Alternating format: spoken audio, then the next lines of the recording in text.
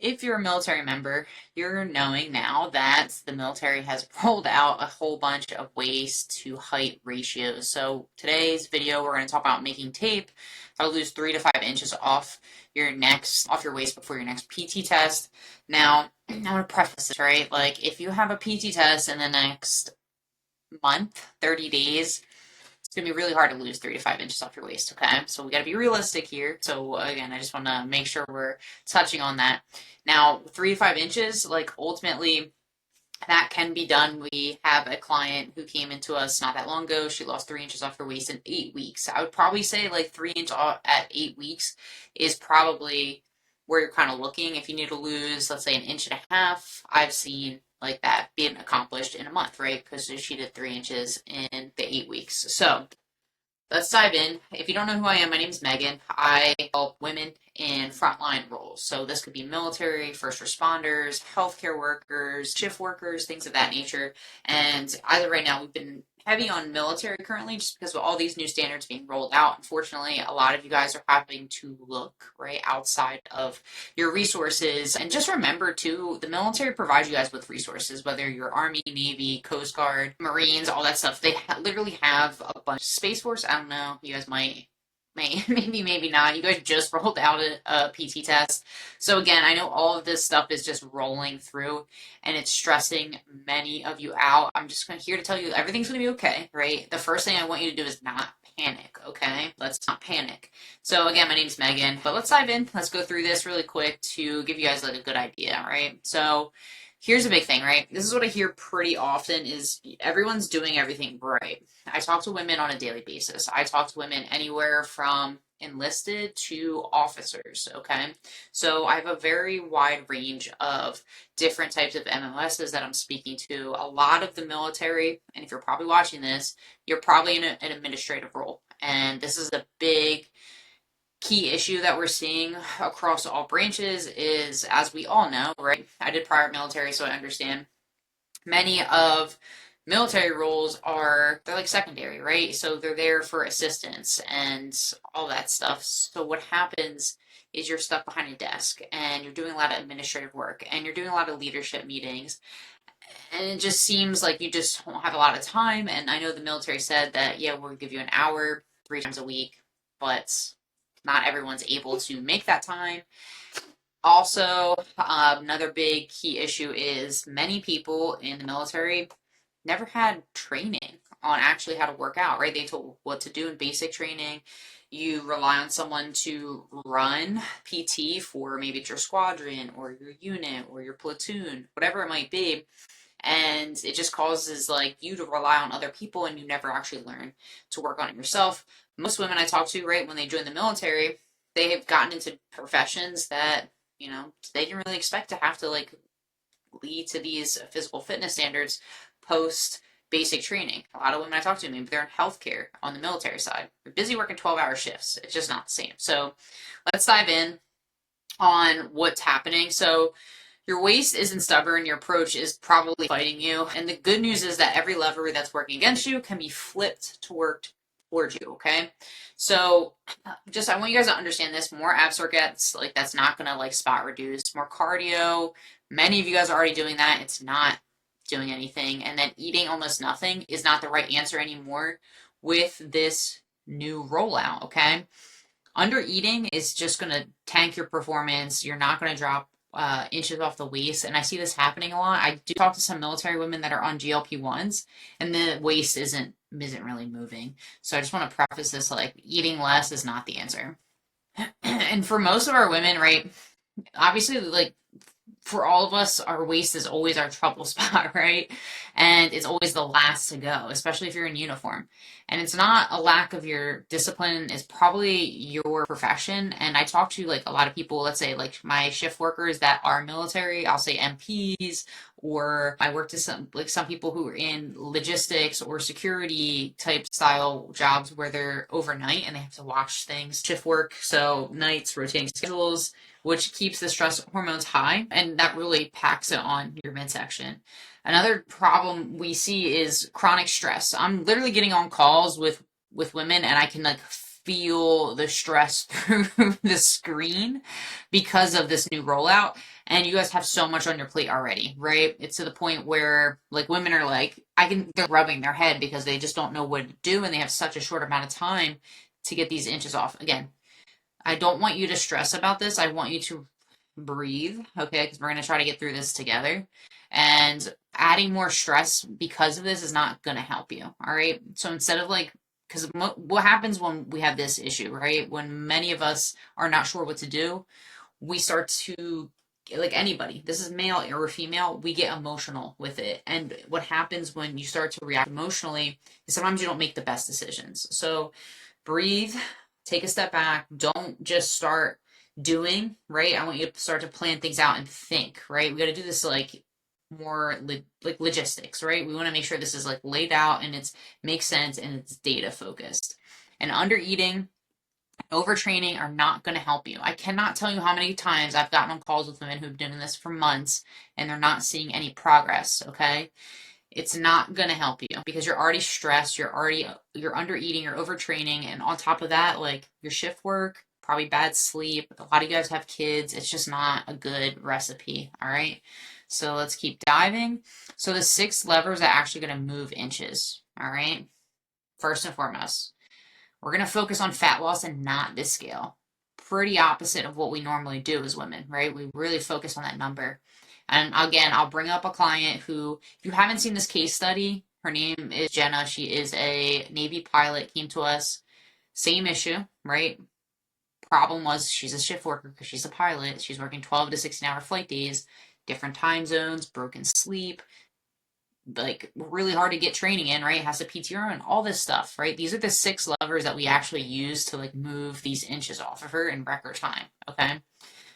So we didn't care about the scale. The scale, honestly, with her, barely moved. It moved a tiny bit. Who cares? She got 3 inches off her waist. That's all that mattered with the new standards, okay? We didn't care. Like, if the scale was going up, we told her to block it out because what happened was we were getting her to eat more than she ever had. So, like, what's going to kind of show? The scale's going to pop up. But guess what was happening? She was losing inches and fat around her midsection. Good. We want that. That's good stuff. Protein first, right? Even though she's flying and she's busy and things like that, we focus primarily on her adequately eating enough. The problem was she was really underfueling her body and it was responding in the way most of you guys deal with. You're just not seeing the fat loss.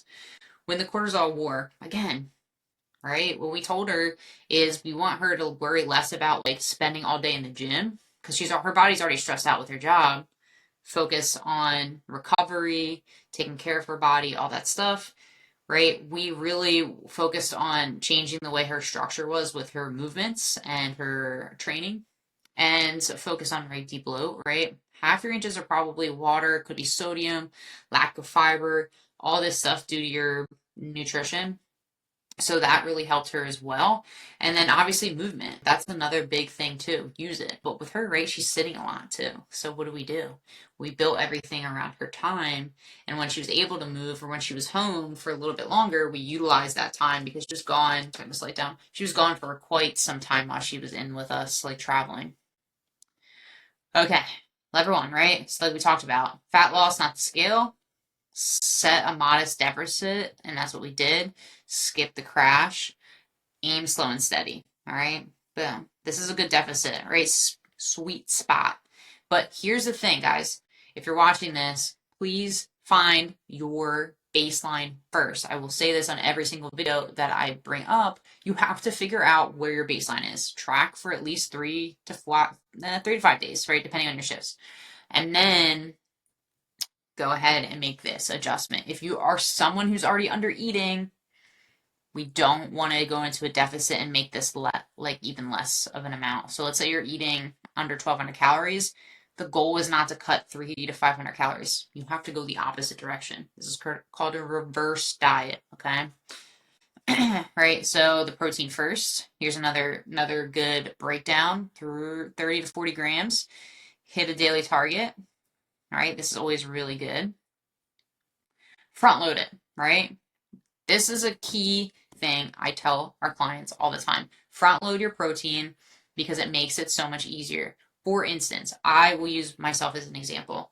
I oftentimes will have protein powder in my coffee. All right, you do protein coffee. It sounds like it's going to be gross and all curdled. It's not. I do hot coffee, a little bit of almond milk, and I get a frother, right? And I froth it inside my hot coffee. Delicious. I've been doing it for years. I've been doing it like even when I was in law enforcement. So when I started my shift, I would have that because I would at least get like over 25 grams of protein before my shift even started on top of when I eat breakfast. And that's another thing too. Like we want to make sure these women are getting in an adequate amount in case the day gets away from them, which typically happens.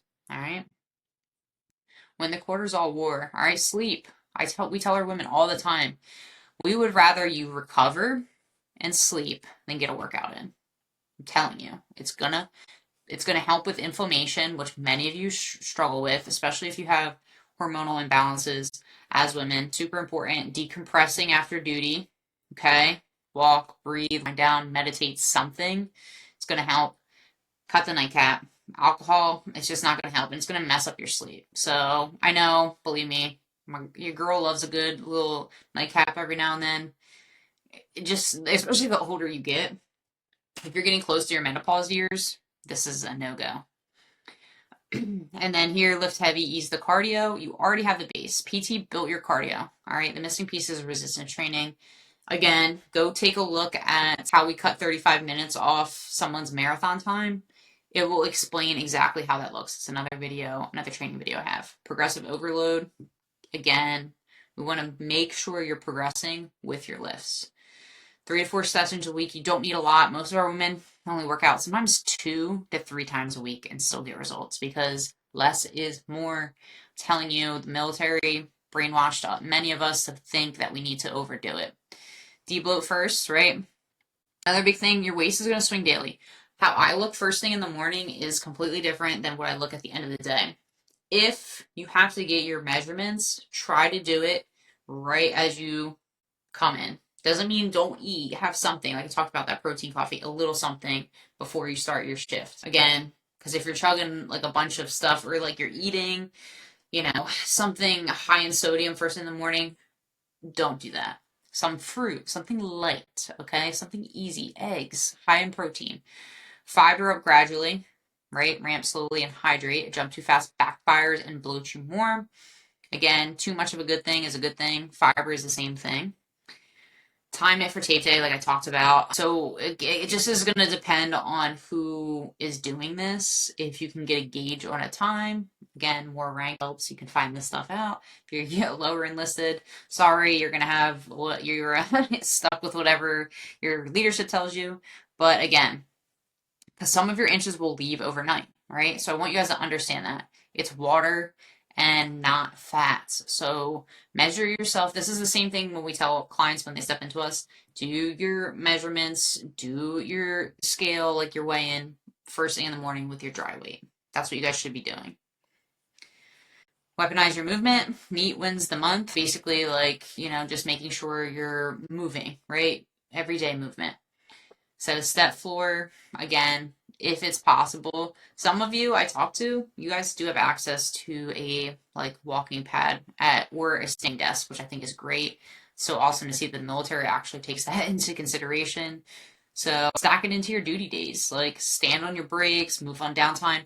Listen, if you are someone who is an E5 or above or an officer, I need you guys to slam the computer shut as I'm doing this at 8:30 at night because I'm a workaholic just like all of you.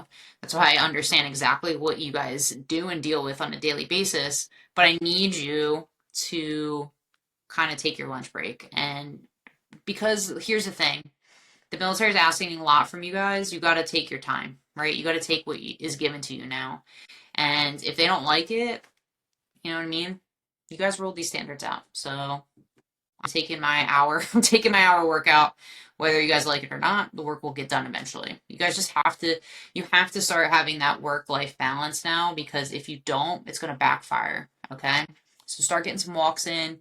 Hell, I don't know. Tell your whole leadership thing. Like, hey guys, why don't we just take this out and just go on a walk or a meeting? Whatever you can do, because everybody's going to be affected. Make it a group event so you guys can make it all together. And I need you to set that real timeline, okay? Because this is what I talked about. We got that one client. I mean, we've got many clients over 3 to 5 inches, but the timeline is important. So remember, 8 to 12 weeks. If you guys are doing this like a month before your PT test, you got to be realistic, okay? You got to watch it. Like, you got to start doing things now because that is a transformation. And that's why they started rolling this stuff out because it's so easy for someone to cut water weight before a test. To cut inches, it's a whole different ball game. So again, like, consistency will beat the intensity here. So I just want you guys to understand that if you're watching. Let me see if there's anything else. Do this week, okay? Anchor every meal. Set a modest deficit if you're someone that overeats or you're in a surplus. Find your baseline first. Lock in. I need you, yeah, you guys really need to focus on recovery and rest, especially if you're someone that is always stressed out. Get 3 strength sessions in, and then de-bloat for tape day. Water up, sodium down. So I would probably aim for a lower sodium diet of at least 2 to 3 days before your tape. If you guys have a good idea on when they're going to do that, get a deadline. Just be mindful. You can figure out how much sodium you're eating by tracking. So if you're unsure, which many of you guys don't really know, I get it. It's there, but we want to make sure you aren't overdoing it with the sodium. So just like I said, 3 to 5 days, track your baseline, and you can see your sodium tracking app, any tracking app out there. And if you guys want to see and know exactly where your inches are hiding, the Frontline Fitness Scorecard shows you your single biggest lever in under 3 minutes. So just comment or DM Frontline below this video, because I think I'm going to put this on YouTube. So below this video, and I'll send it over to you. Website, go through some more case studies and videos. I have lots of information. I'm going to keep trying to plug in as much help I can with what's going on with my military. I really want you guys to be successful. Again, a lot of this stuff is incredibly focused on your career now, right?